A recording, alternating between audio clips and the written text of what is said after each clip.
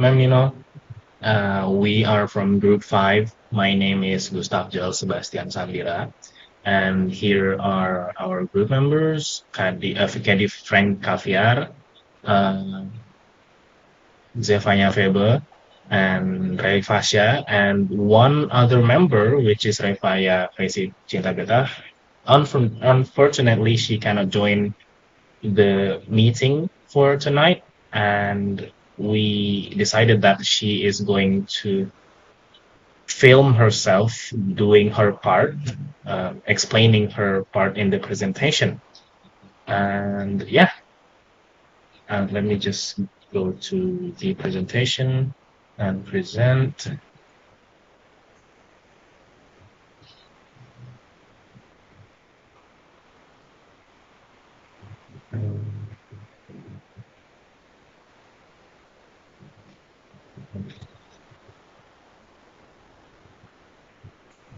Okay, Group 5 presentation video assignment, Introduction to IR presentation assignment. So the contents in this presentation are one definition of the case that we are going to explain, that we are going to analyze. Second one is the case, the actual case. The third one is the case explanation.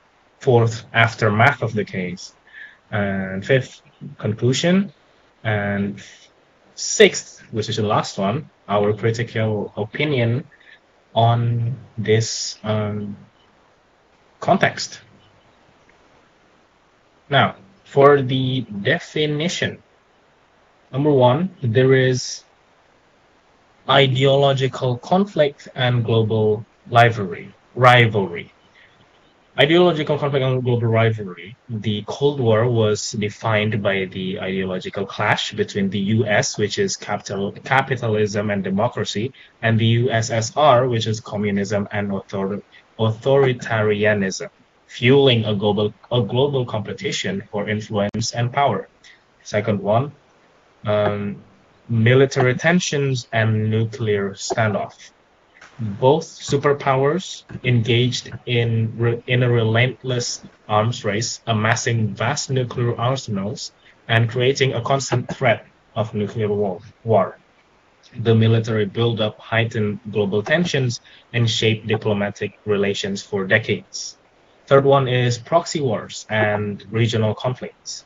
Instead of direct confrontations, the Cold War manifested through proxy wars and interventions in regions like Korea, Vietnam, and Afghanistan. Both sides supported opposing factions, exacerbating conflicts and contributing to global instability. And the last one is alliance formation and bipolar world order.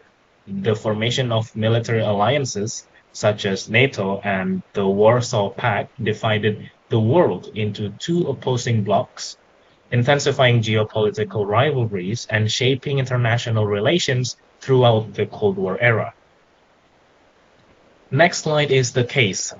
For this case, to be exact, we chose how the Cold War ended, the ending of Cold War. So to get to there, we have to know what happened in the Cold War. First one, what happened in the Cold War? The end of the Cold War was it was influenced by a factor including Reagan's anti-Soviet policies, Gorbachev's reforms, and shifts in Soviet foreign policy and internal uncertainty. Where does it happen? Where did the Cold War occur? The events unfolded globally, from the United States and the Soviet Union to Europe, diplomatic arenas like the Geneva Summit, proxy war locations, the space race, and international organizations like the UN and NATO.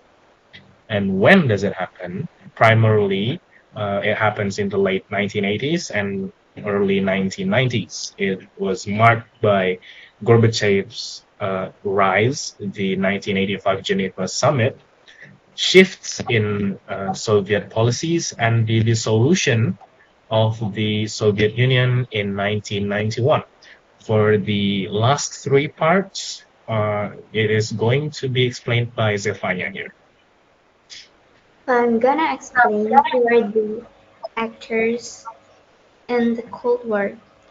Key figures such as Gorbachev, Reagan, Brezhnev, Andropov, Chernenko, Western European leaders, diplomats, and civil society members played crucial roles in shaping the events leading to the end of the Cold War. And why the Cold War occurred? The long-lasting tension and rivalry of the Cold War were fueled by deep ideological differences, power struggles, nuclear weapons, expansionist ambition, an arms race, limited communication, and a lack of trust. And the last one, how the Cold War gone. The end of the Cold War came about through changes in leadership, new ideas focusing on cooperation, economic and social factors, and the eventual breakup of the Soviet Union, which marked a significant shift in global geopolitics.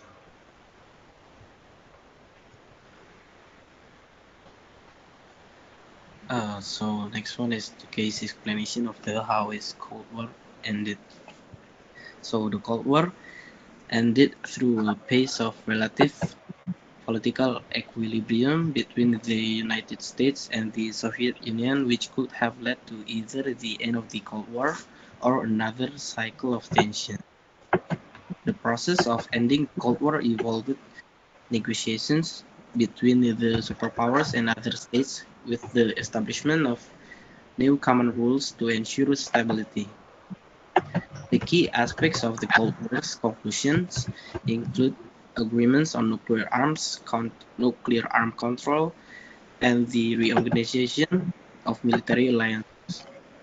The peaceful transition away from the Cold War was made possible by forces that made it too logical and safe for leaders of both the Soviet Union and the United States. The decline in the influence of the Soviet Union and the United States over developing nations, as well as the strengthening of nationalism and economic foundations played a role in the end of the Cold War. The containment of Soviet initiative and belated United States responses required considerable effort, but the issues at stake in each round of the Cold War became less fundamental to the strategic position of the central players over time. The Cold War's conclusion was marked by a shift in power dynamics and a decrease in ability of the superpowers to influence global behavior. The, the Cold War's cycles of tensions and containment efforts, such as the conflict in Indochina and the Soviet nuclear threat, ultimately led to a phase of equilibrium that paved the way for the end of the Cold War. The gradual withering away of the Cold War was made possible by the protection of abiding national interests by the Soviet Union and the United States, despite the complexities of diplomatic and military history. Okay, the next is aftermath. So in here we have two aftermath. The first one is Soviet collapse and fragmentation.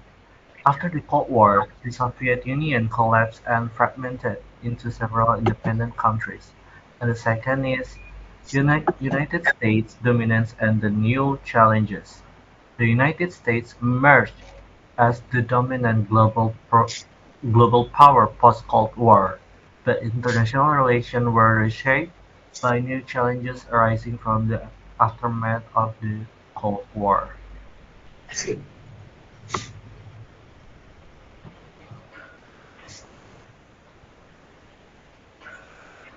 So we can conclude that the process of ending the Cold War involved negotiations between the superpowers and other states, leading to the establishment of new common rules to ensure the stability. Key aspects of the Cold War's conclusions included agreements on nuclear arm control, the reorganization of military alliances, and the settlement of regional conflicts. The peaceful transition away from the Cold War was made possible by forces that made it logical and safe for leaders of both the Soviet Union and the United States. Okay, for the last part, which is Refaya's part, the critical opinion.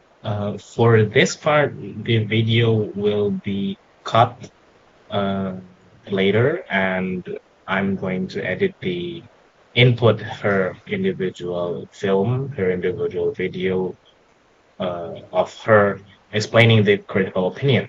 And what we have here in the presentation is the short version because we need to input it into the presentation, which is the Cold War, driven by the ideological competition, brought significant technological advancements like the Soviet Union satellite launch and improvements in military defense. Innovations such as the internet emerged, facilitating global communication. However, it also fueled regional conflicts, caused societal suffering, and led to a dangerous nuclear arms race. Economic resources diverted from social progress hindered advancements in life, health, and education.